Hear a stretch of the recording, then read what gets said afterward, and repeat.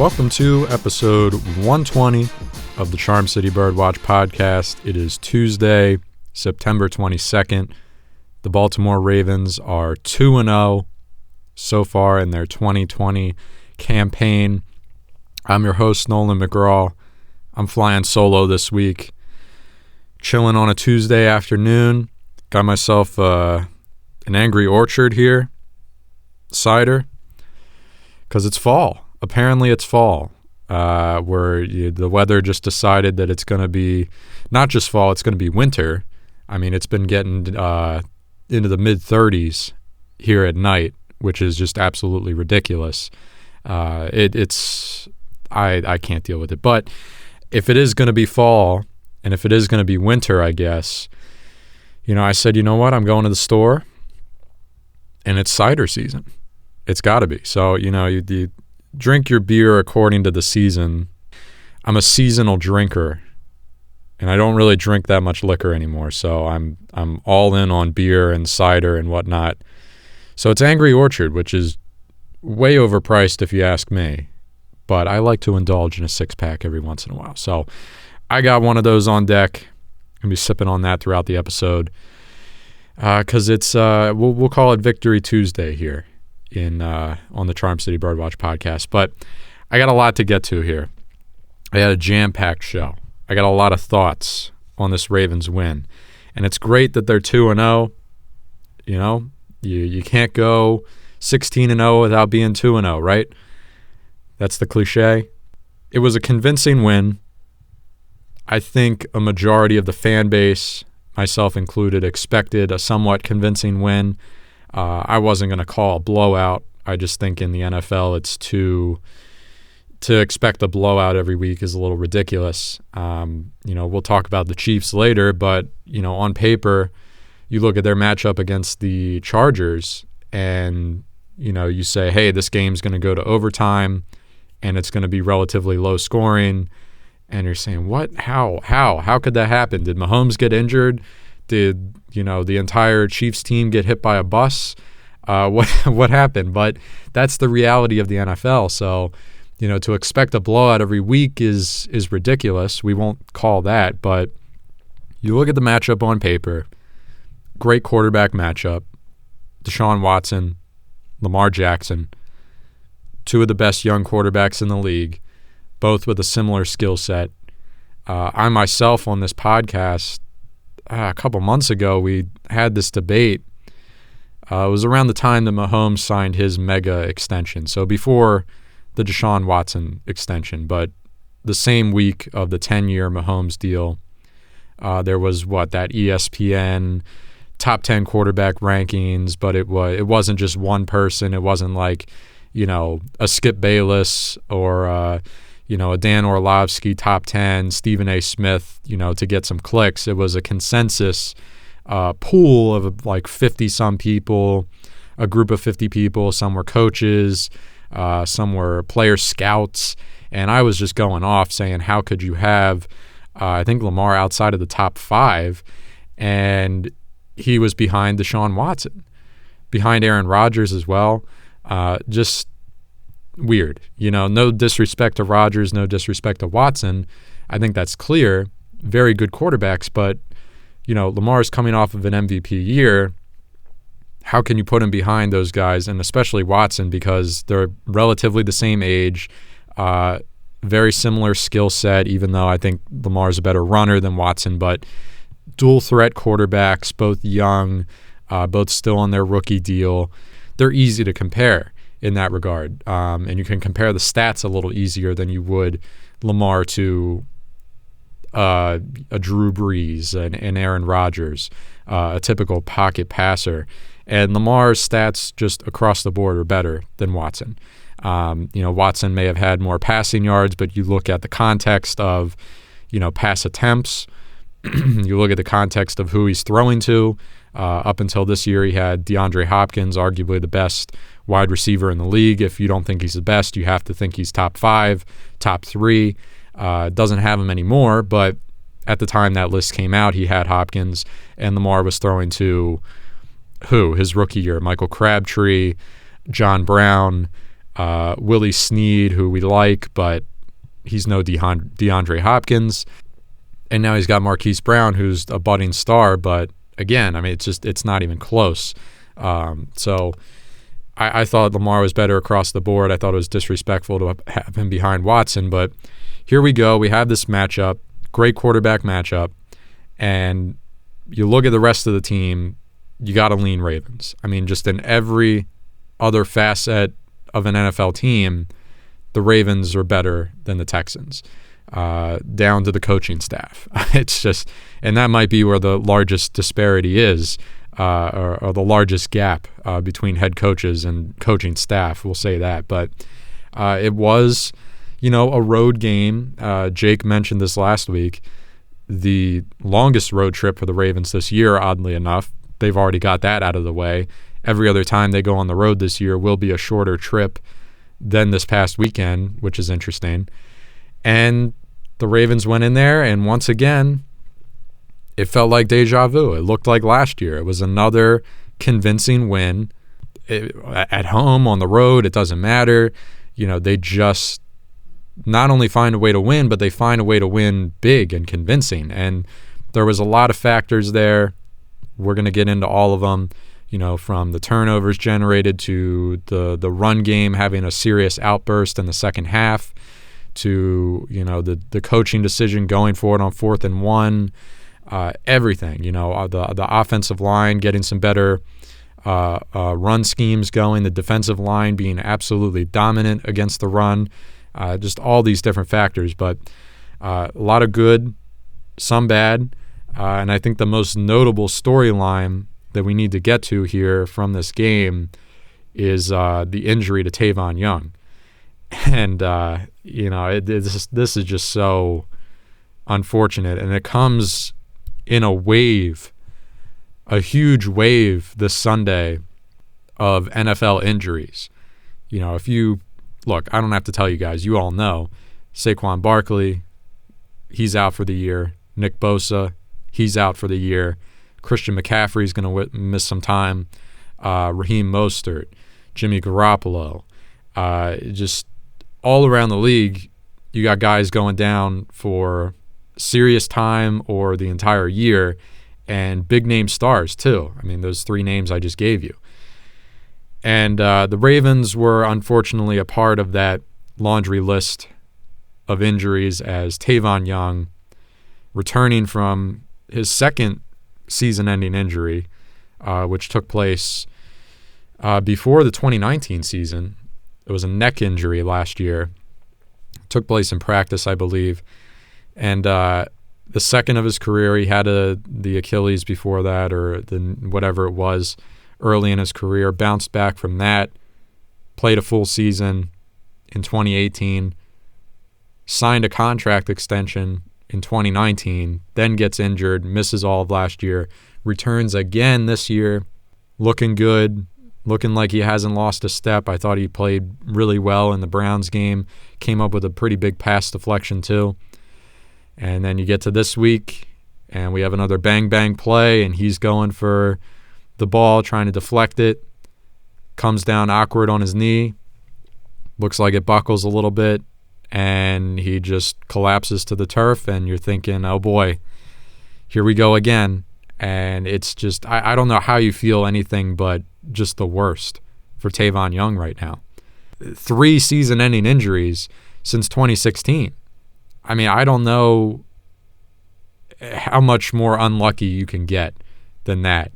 And what a story Tavon Young has been. 4th-round draft pick out of Temple. Born in Maryland, I believe, so home roots here. And, he just excelled right from the jump as a rookie. He made special teams plays. He excelled at corner right from the jump as a 4th-round pick. That's a difficult position to play. And to be a 4th-rounder and to come out of a school like Temple and produce right from the jump at the corner position, and the slot corner at that, nickel corner at that, that's impressive. And it's a big reason why he got that contract extension from the Ravens. And now, obviously, 3 injuries later, 2020, that decision by DaCosta not looking the best, but it's no indictment on DaCosta. It's obviously not an indictment on Tavon Young. These are, oddly enough, this is the first of the 3 season-ending injuries that actually took place in a real game. The previous 2 took place during practice or OTAs. I find that interesting, but it's just bad luck. It's the NFL. These things happen. Look, Dennis Pitta, fought to come back from the hip injury, has the same injury again. It's bad luck. And you got to give credit to Tavon for coming back 2 times now. You look at the frustration on his face. He was able to walk off under his own power, which you're watching that, and that doesn't tell you everything's going to be okay. But compared to look at some of these other injuries from just this weekend, guys getting carted off. I think Barkley and Bosa were both carted off. So when you see someone walk off, whether it's with help or by themselves, you want to believe that everything's okay, but you could just tell from the emotion, the look on his face. I believe the cameras caught him as he was heading to the locker room, just kind of punching the wall there by the stands, just so much frustration. And you just feel the worst for him, because I can't even fathom the amount of work that has to go into, the physical therapy, the recovery process. Let's say I suffered this sort of injury playing pickup basketball or something. I'm not a professional athlete.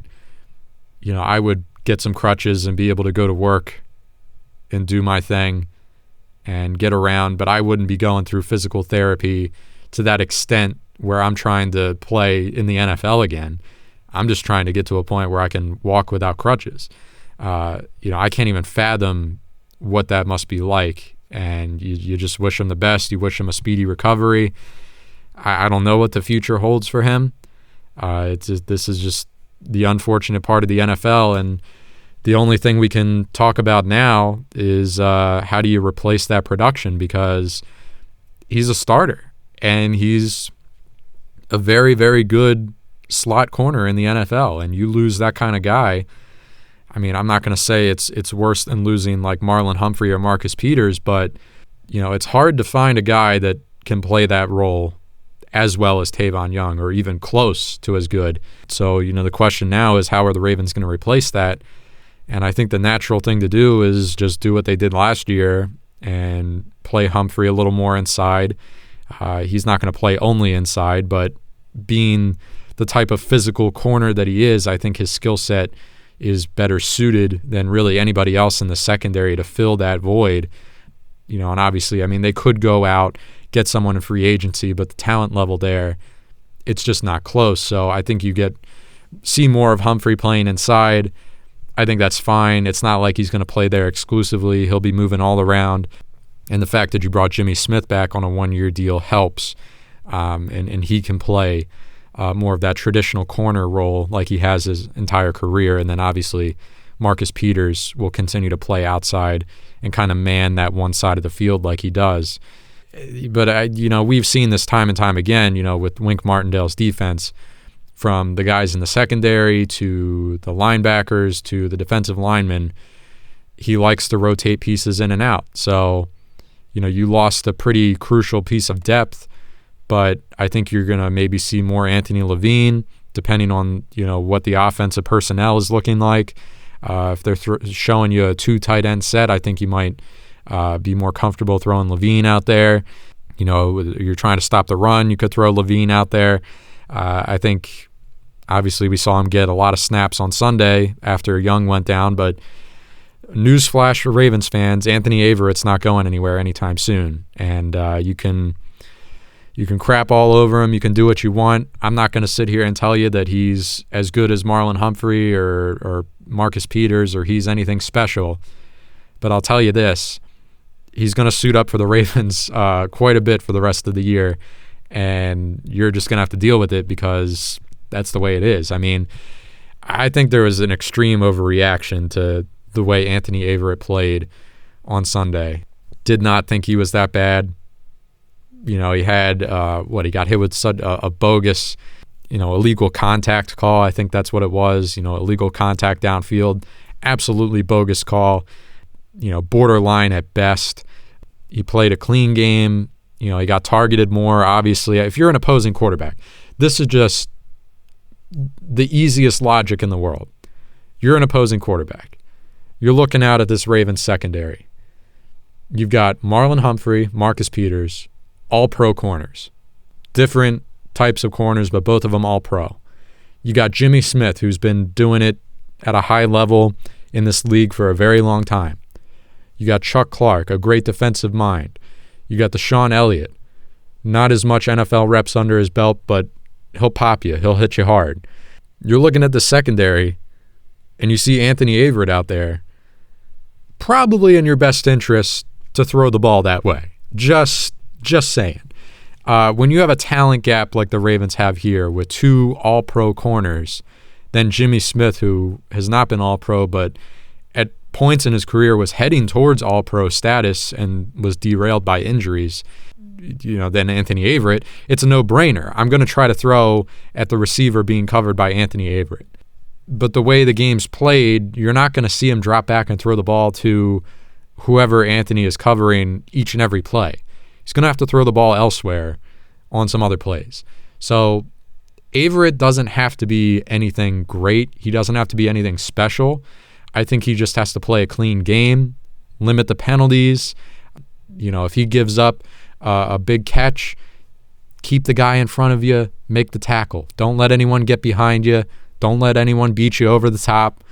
Try to be pretty stout in the red zone. That's not always the easiest thing to do, but if he can be decent in the red zone, don't let anyone get behind him, make the tackles in front of him, and limit the penalties, I'm just fine with Anthony Averett. I'm sorry. I'm not holding him to the same standard that I hold the rest of the secondary to. And quite frankly, I think the only reason people are blowing up on him is because of the talent around him. People have an unrealistic, I don't know if I want to say that, an unrealistic expectation for guys farther down the depth chart. But let's be real. I mean, the Ravens secondary on paper is got to be the best in the NFL.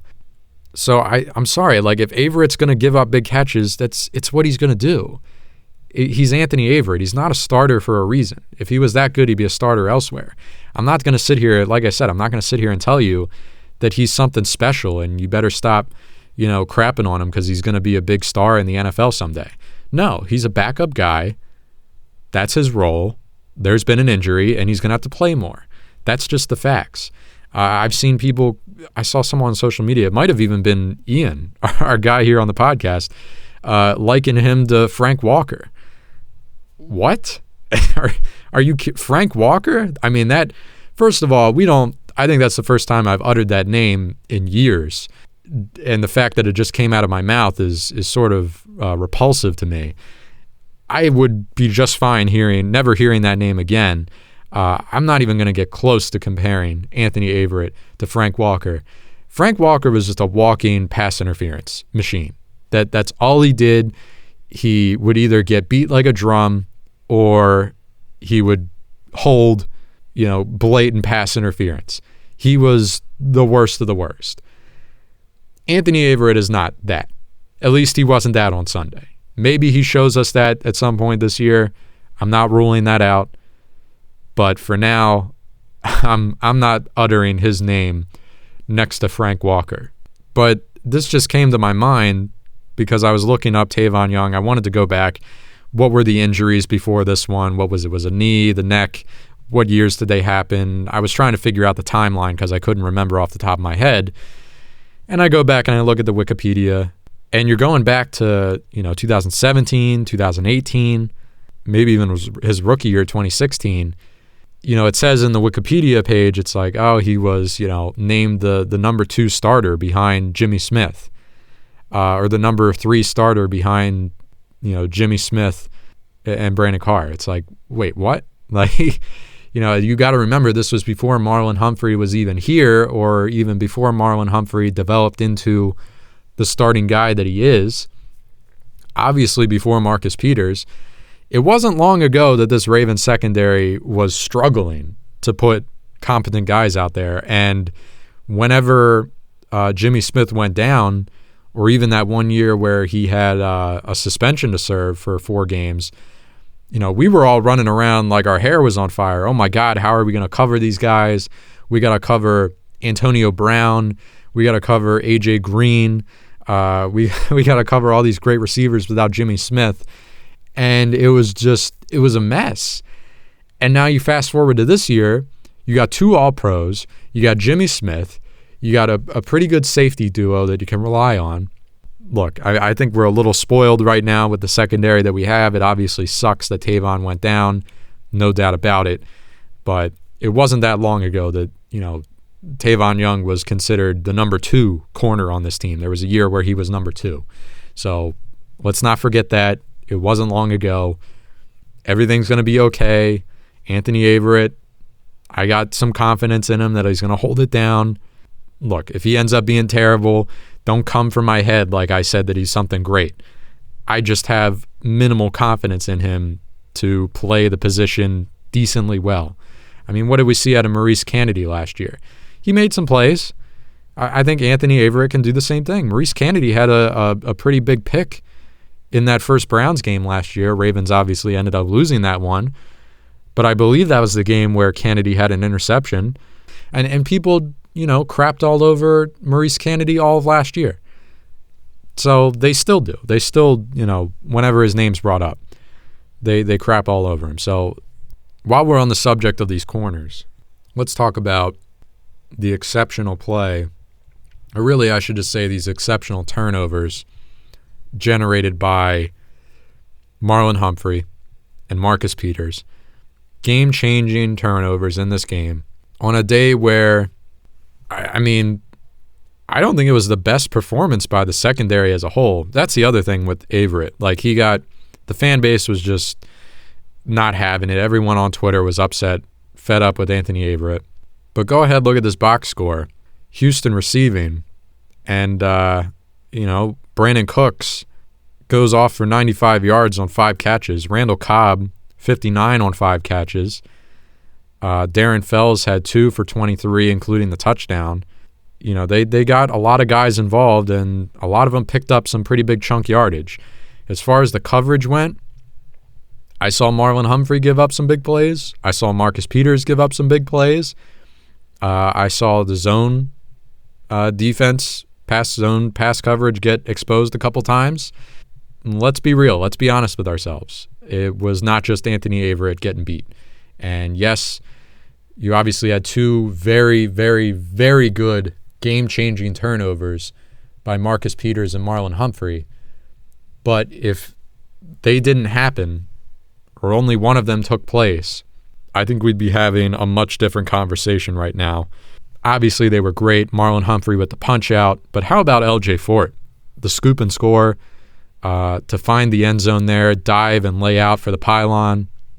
I'm so happy that got reviewed and overturned, because what an effort by LJ Fort to lay out there and hit the pylon and score.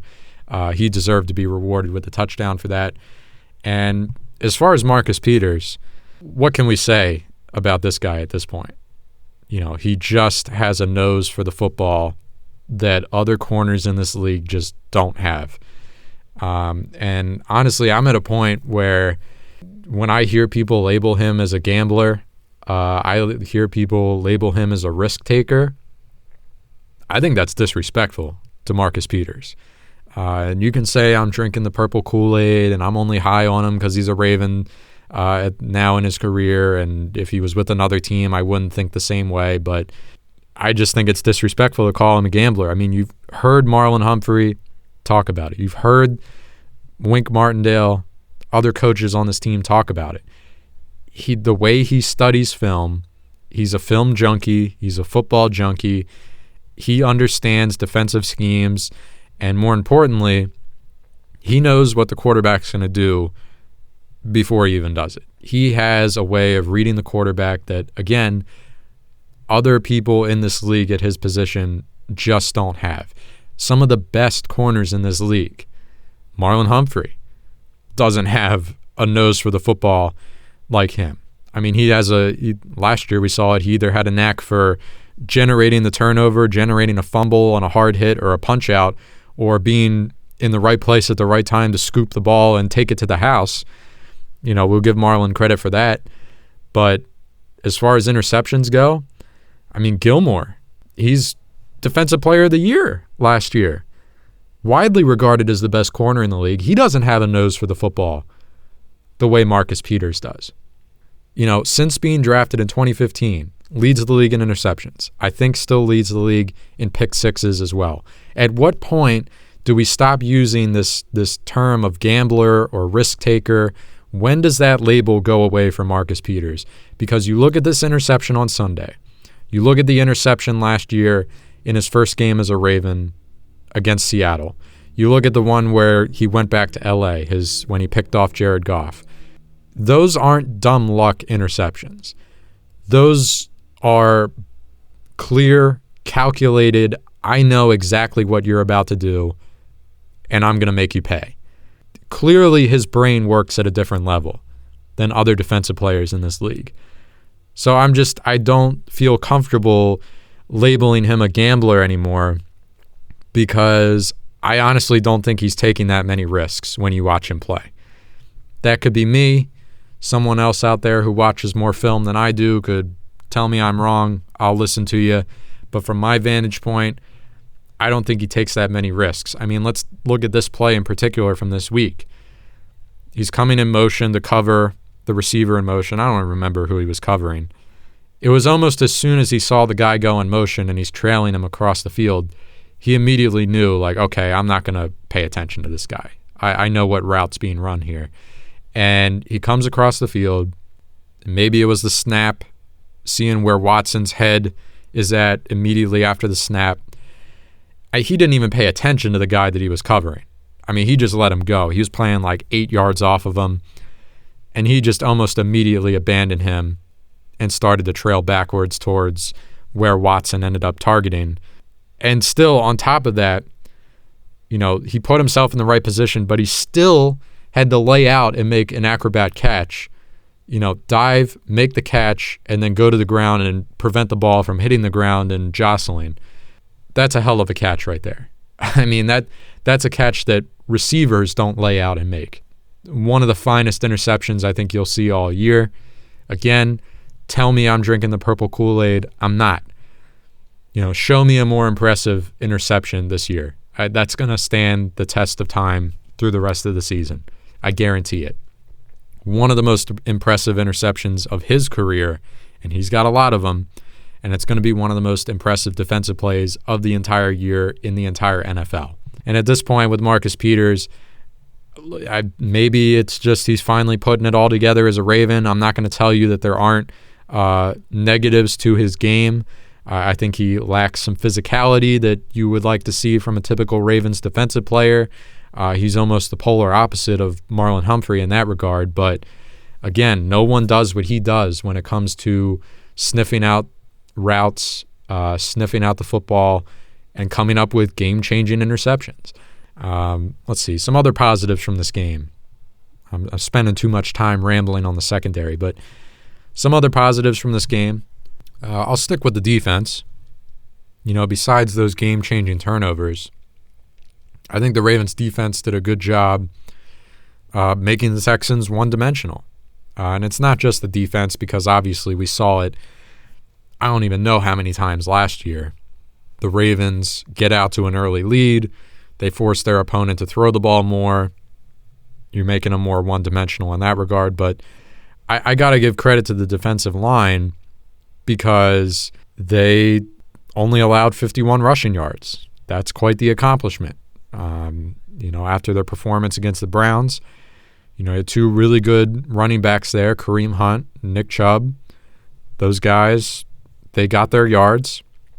The Texans don't have any talent at the running back position like that, but to only get 51 on the day, I'm going to call that a positive and a great one at that. So credit to them.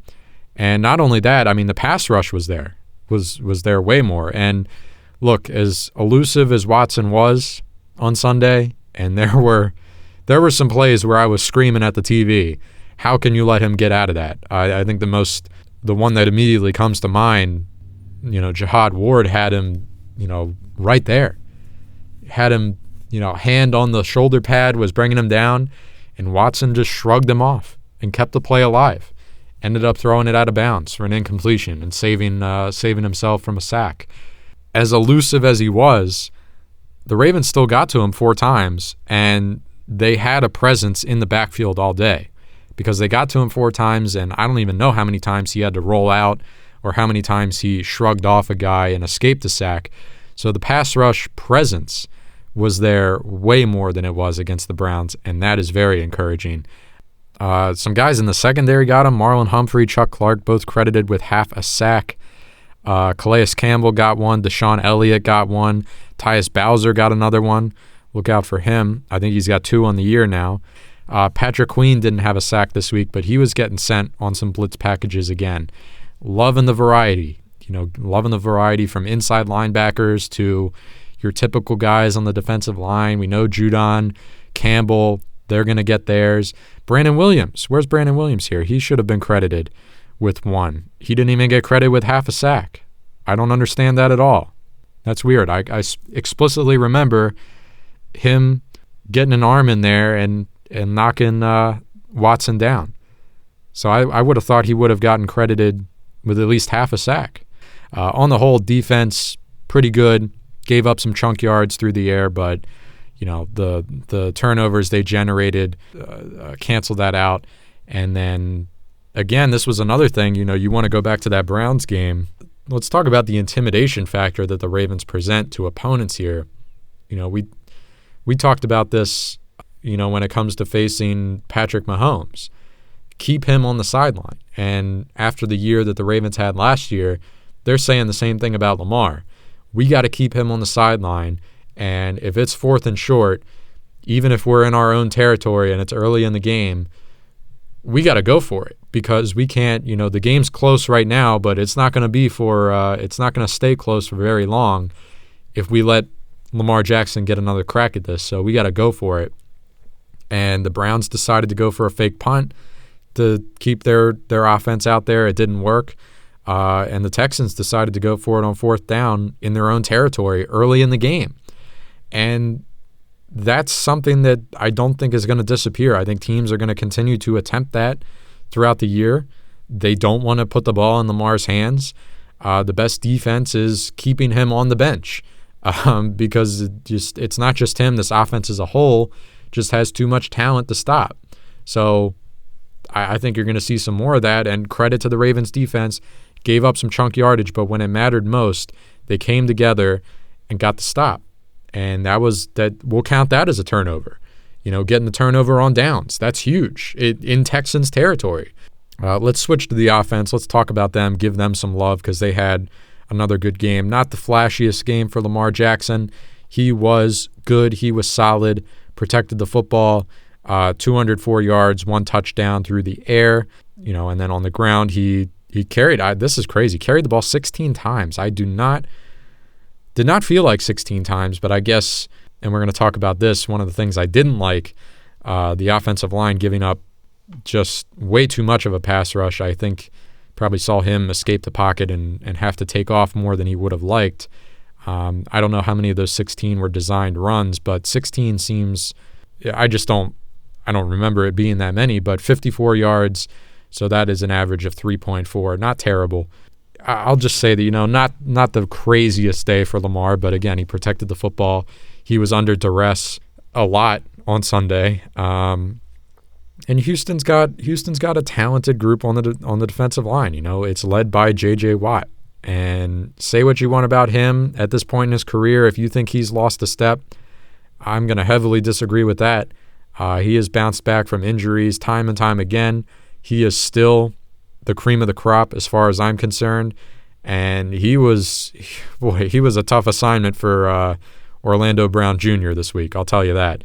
Orlando Brown was, I don't know if I want to say struggling, but he was having a tough time with J.J. Watt. And I think most offensive linemen in this league are going to have a tough day against J.J. Watt. So it wasn't just him, though. I mean, it was I have concerns across this entire offensive line. I saw Ronnie Stanley giving up some pressure, and he's a guy that has been, held in such a high regard the past couple of years by the Pro Football Focuses of the world and other analytics guys saying he's never given up a sack. He doesn't give up that many pressures. The best in the league when it comes to pass protection at left tackle.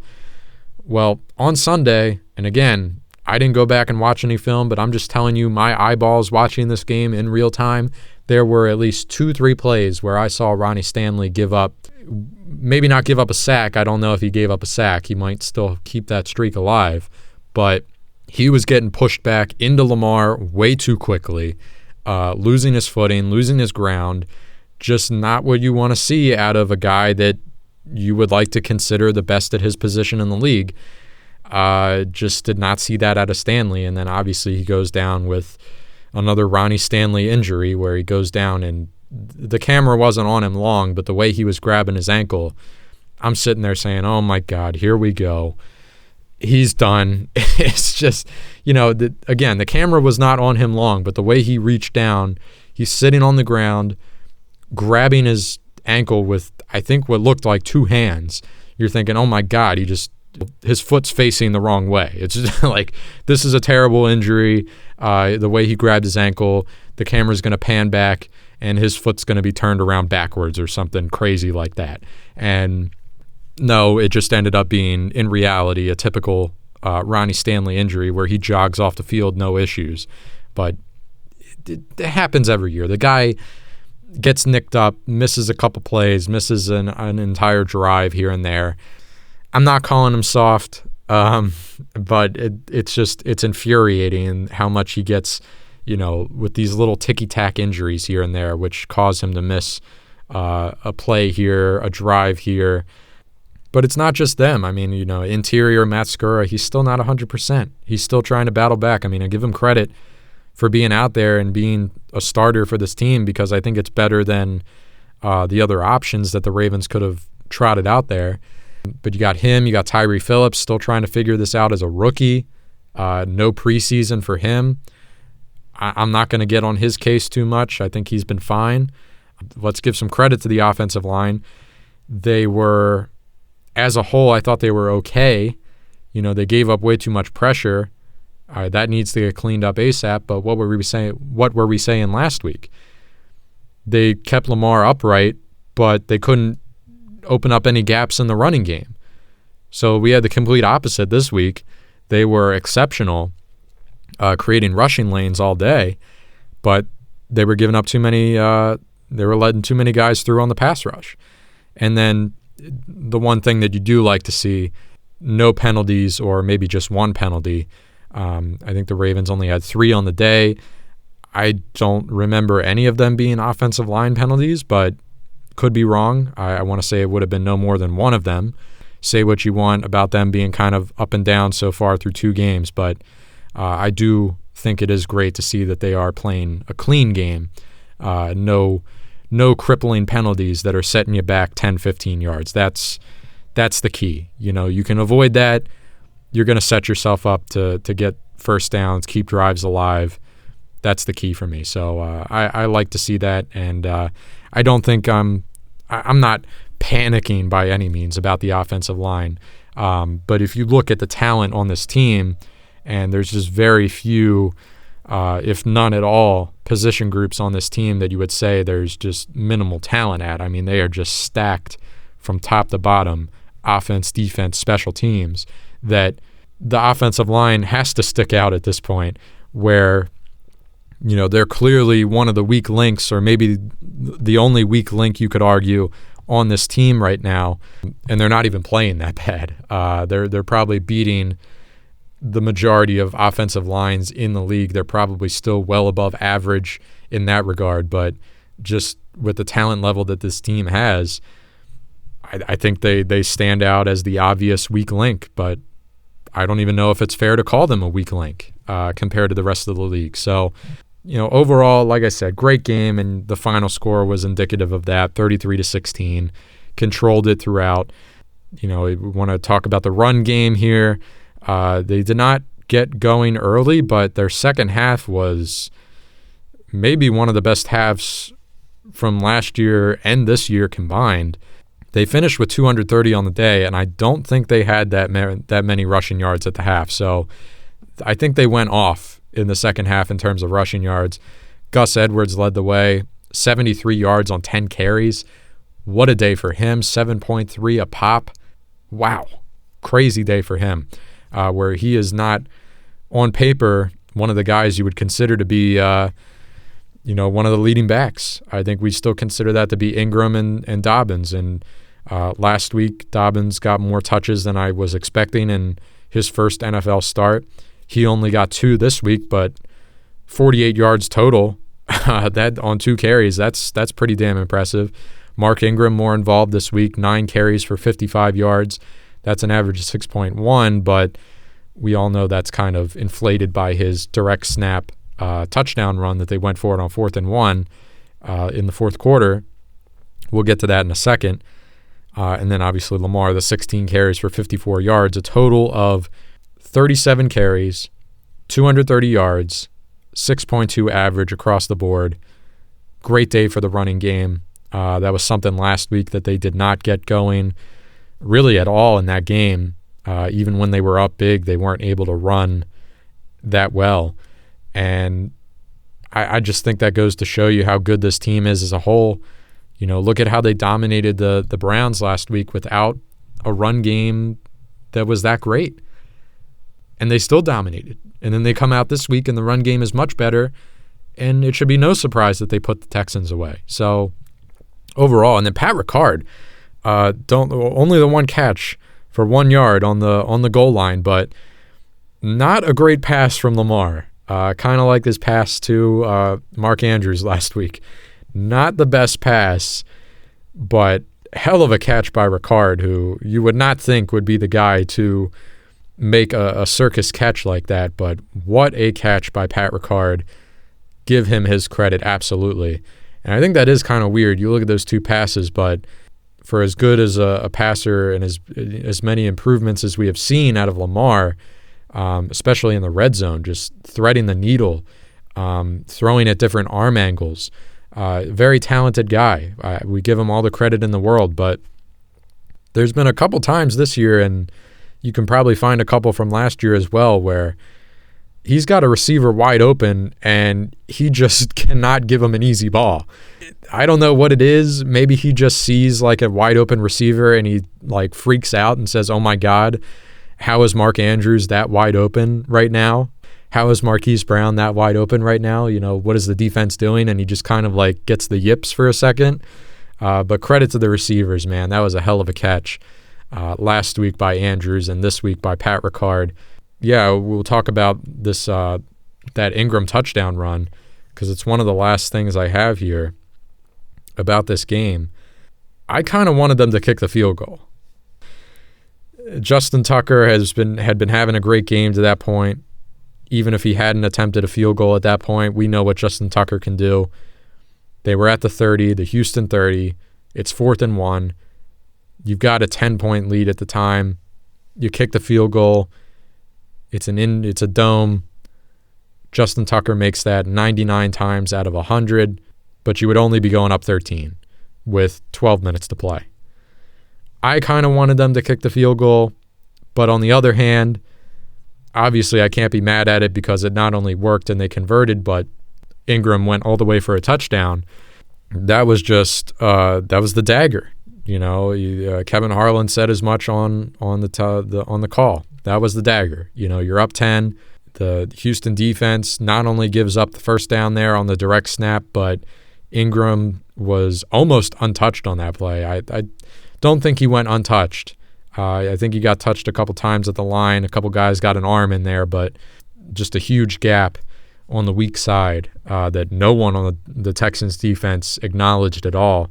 And those 2 key blocks, I think McCary over there made a really nice block, and Ricard, probably as the fullback moving over there, made a nice block on somebody. But if I got the names wrong there, whoever it was, exceptional blocking there, and Ingram went through almost untouched.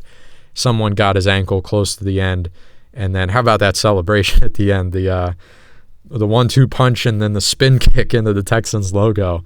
That was something. It was one of those where he's standing there on the kicking net and he raises his leg and you're like, oh my, what, did he get his foot stuck? Did he get his cleats stuck in the kicking net? No, he's going for the spin kick. I do like to see that they aren't abandoning their personality as a team, their identity as a team last year, where they were the team that was extremely aggressive, going for it on fourth down very often, whether it was fourth and short, like 4th and 1 and 2, or even 4th and 5 at some points. Even in their own territory, they would go for it. So it looks like they're going to maintain their identity as an aggressive offense. But I would have been fine kicking the field goal there. I do want to preview next week a little bit, but game balls. I want to give out some game balls. Hopefully going to keep this as a segment moving forward for these recaps. Pick a game ball on the offense, on the defense, and then your third one can be anywhere on the team. Offense, defense, special teams. So offense, I'm going to give it to the running back trio. Gus Edwards was phenomenal. Mark Ingram on that direct snap touchdown run, great. Dobbins only got 2 carries, but the way he was running it, would have liked to have seen him get some more. Defense, I'm going to give it to the D-line as a whole. Sure, Marlon Humphrey, Marcus Peters, great at generating those turnovers, but I did think that the secondary gave up a lot of chunk yardage on the play or on the day as a whole. You look at the stats for the Texans receivers, and that is not a particularly threatening group. Gave up some chunk yardage to them. So I'll give it to the D-line, only 51 rushing yards and a much better presence from a pass rush, even though there was some non-D-line guys getting involved in the pass rush. But I'll give it to the D-line, being led by Brandon Williams and Calais Campbell. And then my wild card is going to go to Justin Tucker. 4 for 4 on the day, best in the league. Don't want to hear anything else. We got Harrison Butker coming in here. He was what Tony Romo was calling him. Best in the league on Sunday, blah, blah, blah, whatever. 2 50-plus yarders to tie the game and win it. That's great. I think Harrison Butker is one of the better kickers in the league. He's up there with Will Lutz, but the gap between those guys and Tucker is just it's too big.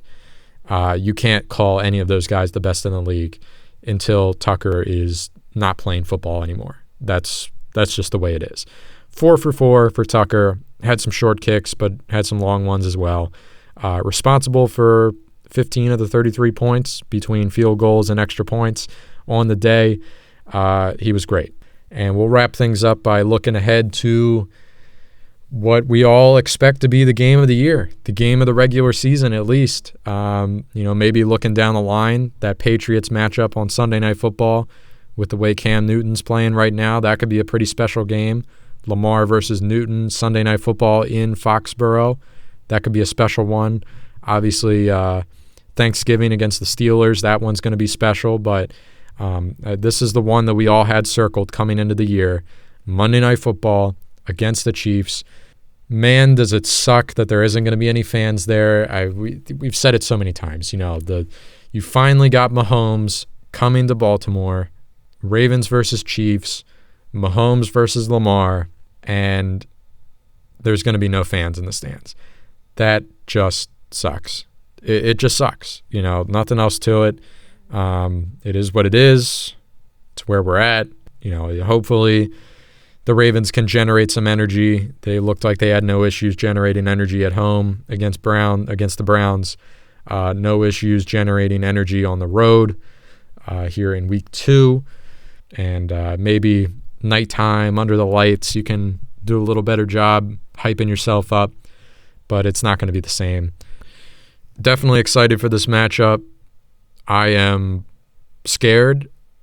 The way I've seen this Ravens secondary play, giving up some yards through the air to a Texans receiving core that, again, not that special. No DeAndre Hopkins anymore, and they were finding open lanes. This Texans offense this Kansas City Chiefs offense has got so many weapons, whether it's Kelsey at tight end, I think the linebackers are going to have a really tough day. Tough task there for Patrick Queen and Malik Harrison as rookies, and LJ Fort, even as more of a veteran. Tough assignment for them. Probably we'll see if we get Anthony Levine more involved, see if you get Deshaun Elliott trying to get a little more physical. He's as physical as they come, though, when it comes to tight end. So I don't know. I mean, you might just have to concede and let him get his catches and try to contain him in the red zone. But he's going to get his grabs. Tyreek Hill, so much speed. He's going to present a big issue. And just as a whole, I mean, Edwards-Helaire as a running back, is this Ravens defensive line going to be able to put together another strong day against the run? Because against talented running backs so far this year in Nick Chubb and Kareem Hunt, they weren't the best. But against a weaker running game in Houston, they were pretty good. So we'll see what they do against the rookie Edwards-Helaire. And yeah, I mean, it's just I think this is a matchups nightmare. As talented as this Ravens defense is, this is not a good matchup week for them, defense versus offense. But I think that goes both ways. I don't think the Kansas City defense matches up well at all against Lamar in this offense. So, this might sound like a shock, but could be a shootout. Could be a bit of a shootout. Maybe 35-33, 35-30, 33-30, somewhere in there. Upper 30s even, would not be surprised to see that. Both of these defense take a day off, so to speak, or just have a tough time. I am expecting a good game, expecting a great game. I am not going to declare a Ravens victory. I actually think the Chiefs will take this one. They didn't look the best against the Chargers, but good teams find a way to win, and they did that. And I just think without that lack of true home field advantage with a deafening crowd, I don't think it's going to be that hard for Mahomes and company to come in here and put up points or pick apart this defense. I just don't think it's going to be that hard. The road environment is pretty much non-existent this year. And if the Ravens drop this one, I'm not going to sweat it unless they get blown out. I mean, if the Ravens get blown out, we're going to have some reason for concern. I mean, they just got too much talent to get blown out by anybody this year. Screw it. I'll go score prediction, 33-30, Chiefs, edge one out over the Ravens, and we will be here next week to talk about that game and so much more on the Charm City Birdwatch podcast. That's episode 120. Thank you for putting up with me. Thank you for disagreeing, agreeing with me, whatever it is, doesn't matter. I don't really care. We're going to keep the episodes going, whether it's just me or Jake's here or Ian's here, whatever it is, we'll have an episode for you every week.